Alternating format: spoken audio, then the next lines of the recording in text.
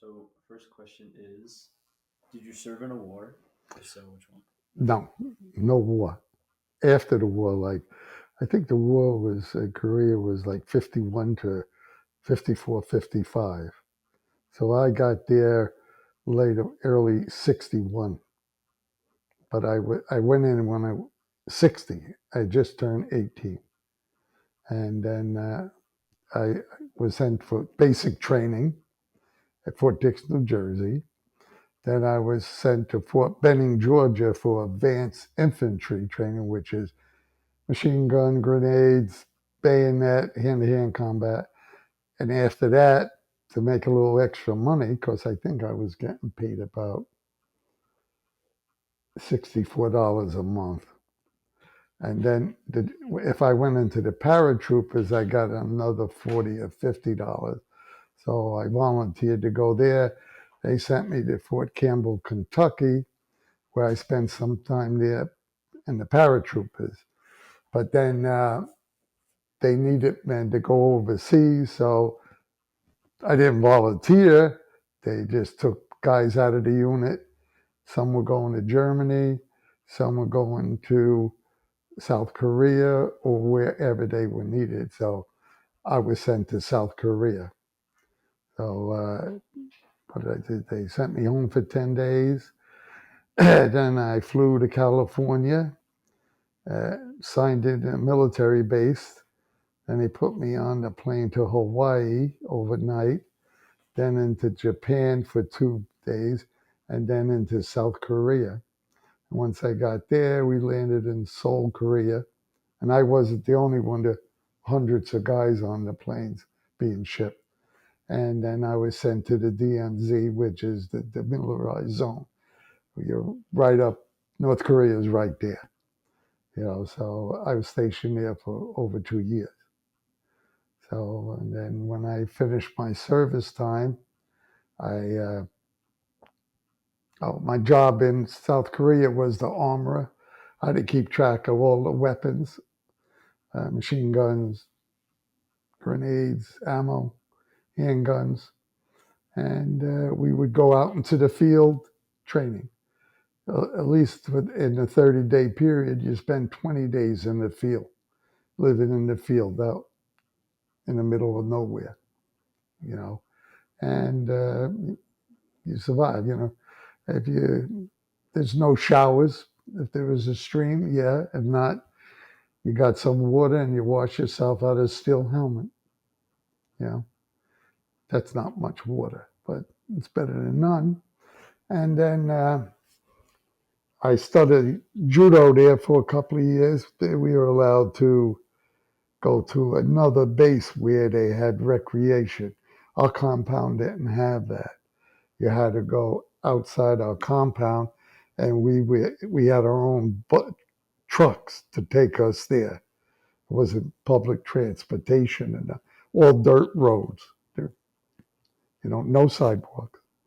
And they take us down. We had a nice swimming pool there.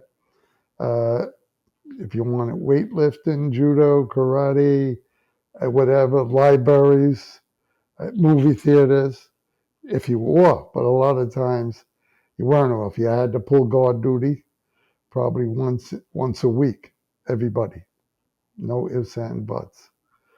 Guard, that's to protect the compound of vehicles and weapons. Uh, After that, I was put on a transporter ship from South Korea, come across the ocean in 21 days. California, I had about 4 or 5 more months left. Military time, they sent me up to Fort Devens, Massachusetts, and I was doing honor guard, burial detail. If somebody died overseas, Germany, wherever, Korea, the bodies were shipped to certain places like close to the family. Like Fort Devens was the New England area. They would take care of the body, get the casket ready, and then a military escort back to the town where the family is, and we would be involved with moving the casket to the church, and they would move it to the cemetery, and we would line up. We had our own rifles, do a gun salute. We had our taps man play taps, and they would bury the soldier. But then we would come back. So it was a military honor guard uh, for the last 3 months, and then I came home. Did I do okay on that one? Well, it didn't mean much when I came home. Of course, I was 18. I was only 21, maybe 22. It didn't mean much, you know. After I served my time, I had another 6 years of obligation in case war. I had to report right to the armory, and I'd be back in the military. All of us. That's what it is. You have an obligation to serve if there's war. And I volunteered to go in. Some of the people that I were in, we had a draft. So some of the guys that I was with were much older than me. Some of the guys were being drafted 22, 23, 24. So it didn't mean much. Um, Unfortunately, my occupation in the military didn't help me find any work. Who's going to hire a guy that shoots a machine gun? You know, so I had trouble finding work. I found a job working in a stone quarry, cutting stone for $1 an hour. That was down in Yonkers, and I used to go to karate school, then judo school. After that, and then I worked as a bouncer in a bar 3 nights a week, so I had some money. And then I got a job. A friend of mine worked at General Motors in Tarrytown, and they were paying good. They were paying $12 an hour. So I worked the night shift up there from 11 to 6 in the morning. I would stay over a couple of hours to grab some extra pay, work on the vehicles there.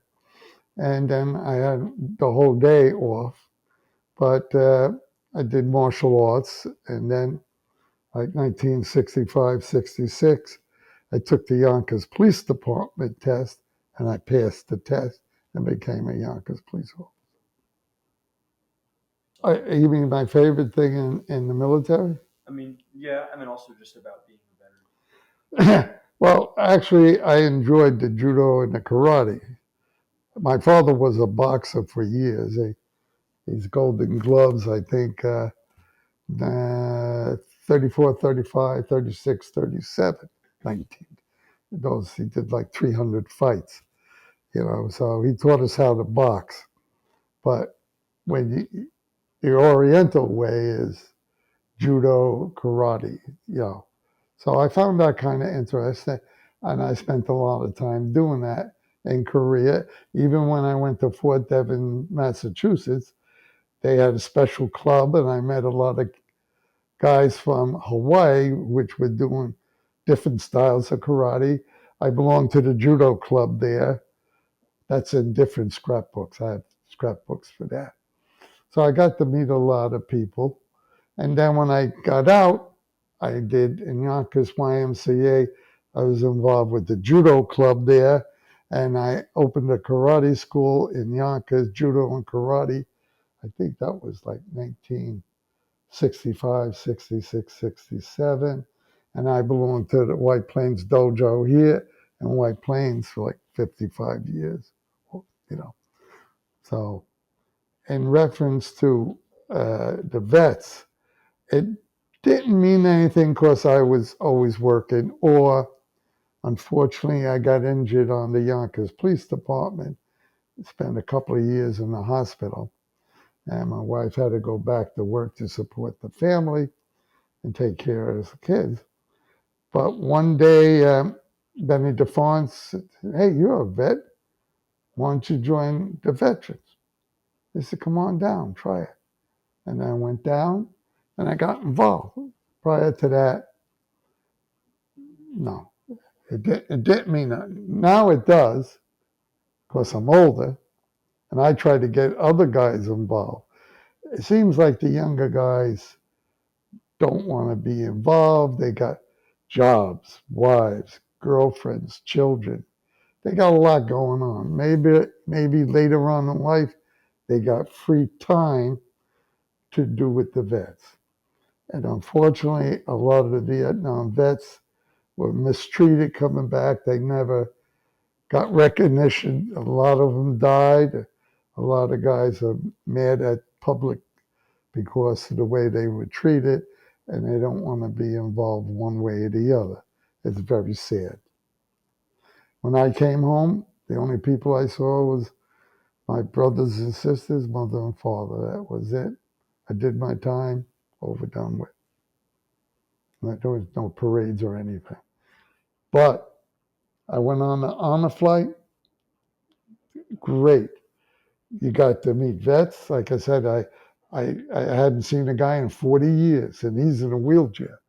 And people that were involved with the honor flight really, that's good words, honor. They honored every vet, every nationality. If you couldn't walk, they put you in a wheelchair. One of the biggest things is when we flew out of uh, the airport in Westchester. There were bands there, bagpipes, firemen. We got on a bus, they're shooting the water over to the bus. God bless America. We land in Washington, D.C. at the airport and get off the plane. There were hundreds of people singing God bless America. Boy Scouts, people waving the flag. It's unbelievable. Motorcycle escort to see the memorials, photos. Even a lot of the on-duty military people were there. In other words, they're on their own time in uniform, talking to the vets, how you doing? They had their uniforms on, and they're spending their time spending it with us at the monument. It was very nice. I got photos of that. I met a bunch of nice people, and they're probably still in the military. And then we come back, same thing. You get off up here in Westchester. Everybody's there to greet you. Great time.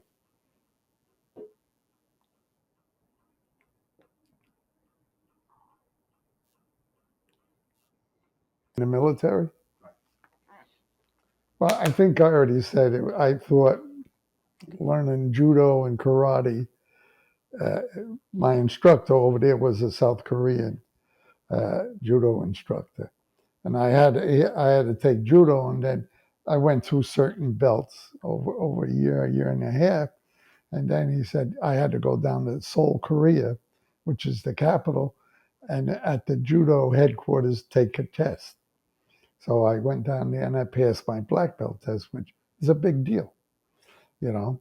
And then when I got up to Massachusetts, I met a lot of guys from Hawaii in the military, and also there was a bunch of judo players in the Air Force there. So I kind of did judo and karate with them. And then when I came out, I did the judo in the YMCA in Yonkers, opened the karate school, and then I stayed with the karate up in White Plains, and I'm still doing karate, and I'm 82 years old. So I still do tournaments. I go out, work out. I even took up Japanese swordsmanship, and I just made first degree black belt in that. The tests aren't easy. I got another test coming up. See how that one goes. But that benefited me. I don't know what some of the other guys did, but it, you know.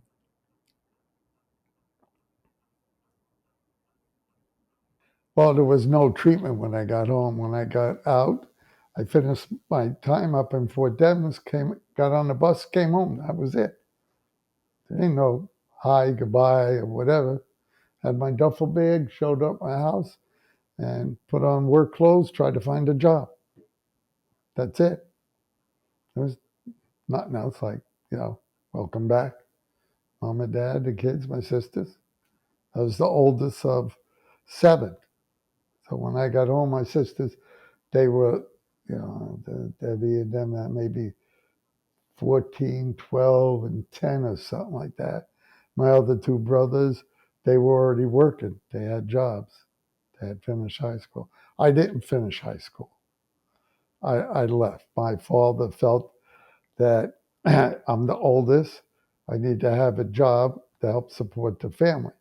So I went up to the 10th grade. So one of the things when I came out is I had to take a test, equivalency test, to get a high school diploma. My father, old way, the oldest son, goes out and finds a job to help support the rest of the family. So that's what I had to do. You know, 7 kids, you live in low income housing. Uh, that's just the way it is.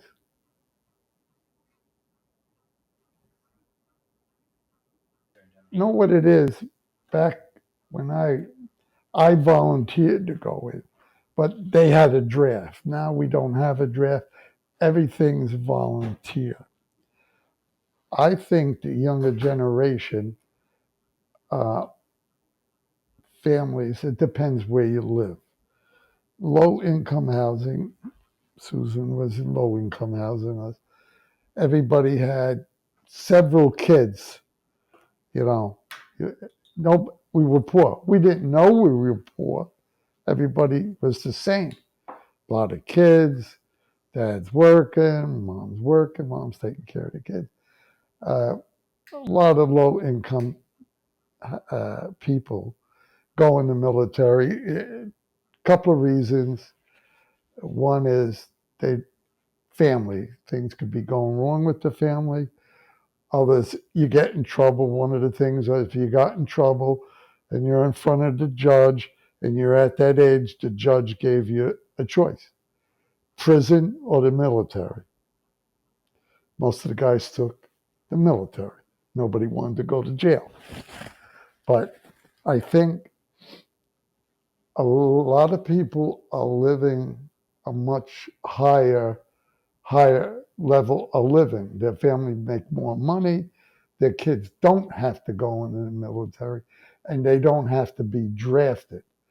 Everybody, it's a volunteer army, and a lot of kids that volunteer are being offered college. They can't afford, their family can't afford to send them to college.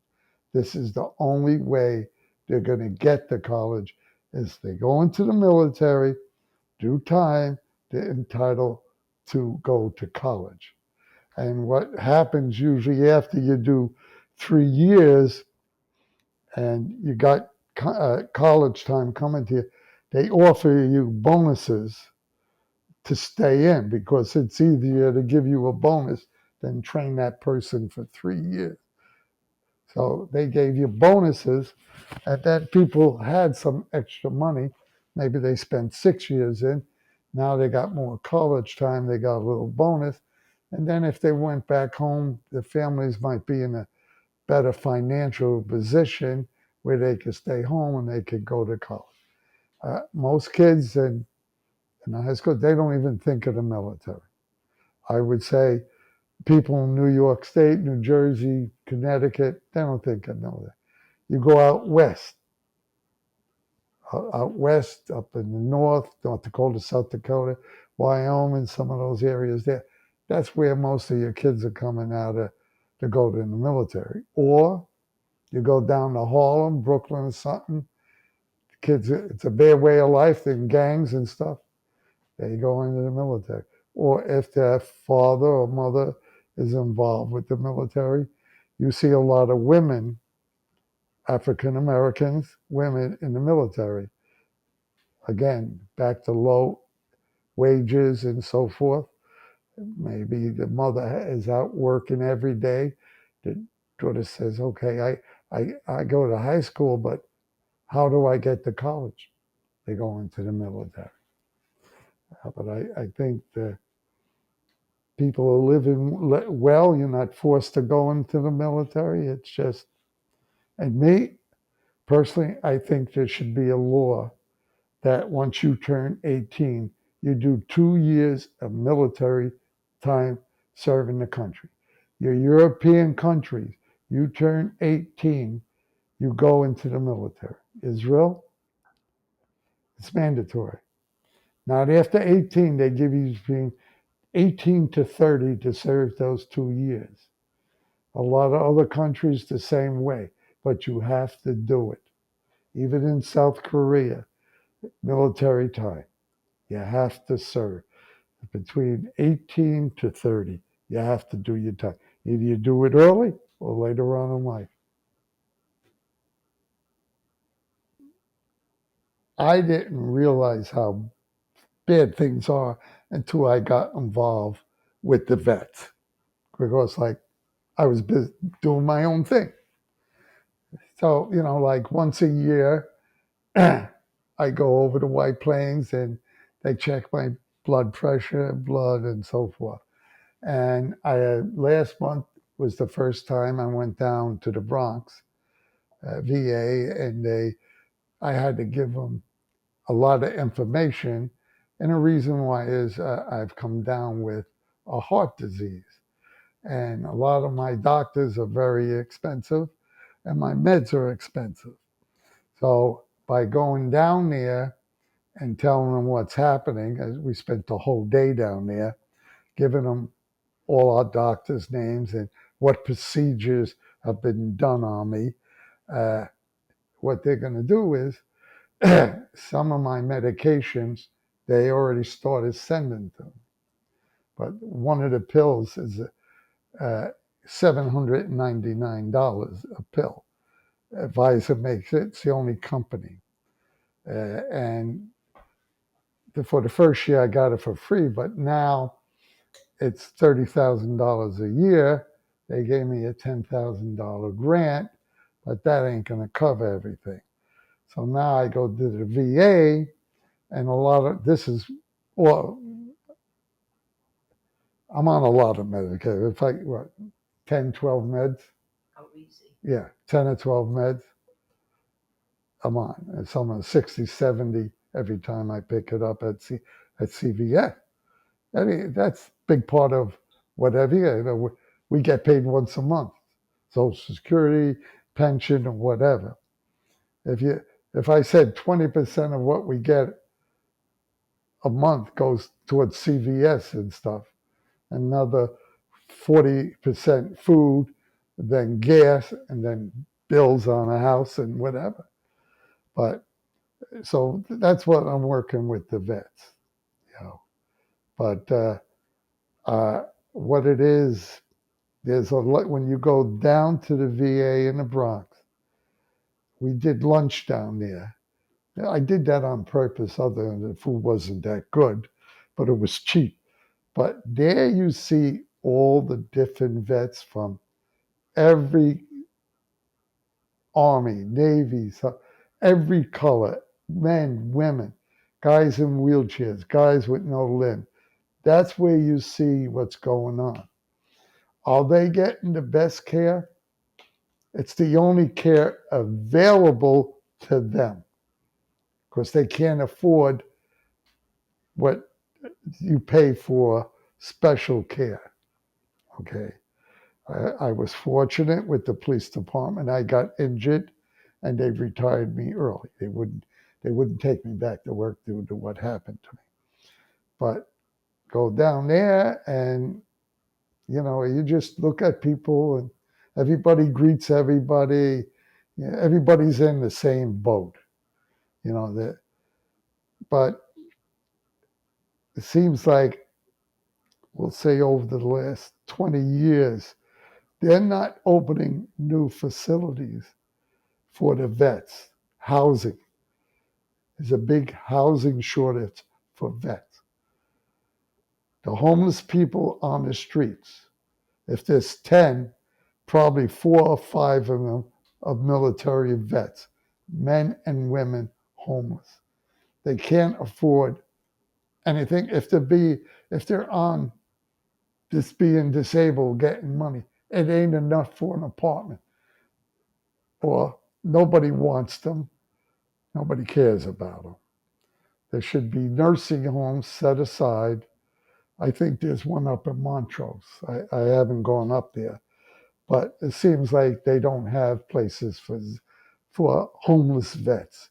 But you take all these foreigners coming in across the border, they get cards for food, living on hotels that are $700-800 a night hotels.